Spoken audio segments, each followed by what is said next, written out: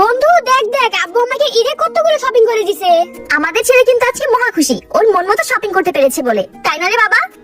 আচ্ছা বাবা, তোমার ছোটবেলার ঈদ কেমন ছিল? আমার বাবা আমাদের নতুন নতুন জামা কিনে দিত। নতুন জামা পেয়ে আমরা ভাই বোনেরা অনেক খুশি হয়ে যেতাম আর সারা দিন ঘুরে বেড়াতাম। আর আম্মু আমাদের জন্য মজার মজার সুস্বাদু খাবার রান্না করতো।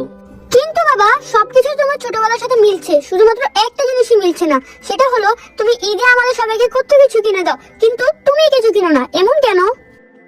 জীবন এইদিকে আয়, এই ভিডিওটা দেখ, এটাই কারণ। কই দেখি দেখি। দেখো,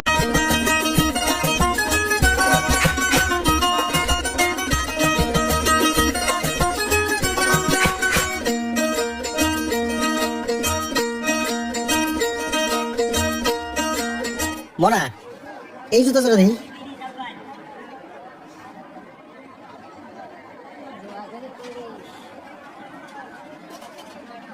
এই জুতার নামই তো কোকাই কইছিল।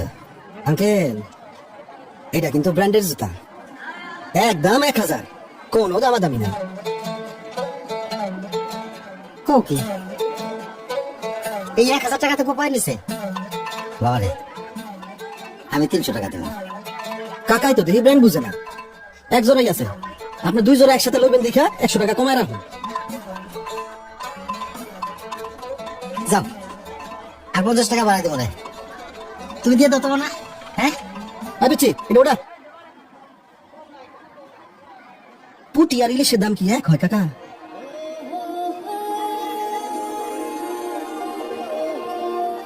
খোকা তো এই জুতার কথাই গেছিল। মনা, এই জুতা যারা পাই দাও তো, আমার খোকার পাও তোমার মতো যাবো।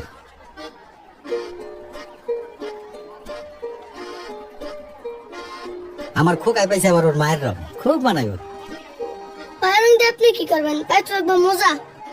ও ও, মুজার কথা তো মনেই নাই, দেবো না, এক জোড়া নতুন মুজা দাও। আমার খোকারে লাগবে একেবারে সাহেবের বাচ্চা কমতো। এই 2 জোড়া এক লগে প্যাকেট কর। না না, 2 জোড়া না, খালি ওই খোকার জুতাটা প্যাকেট কর।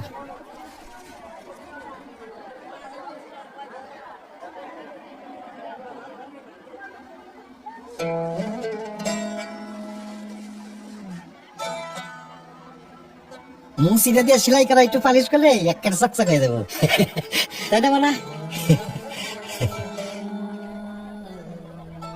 এই যে কাকা, আপনারটা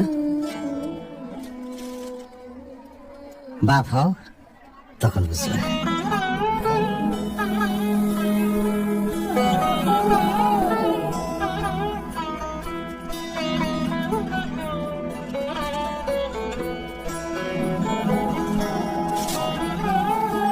সাইজে না হইলে নিয়ে আইসে।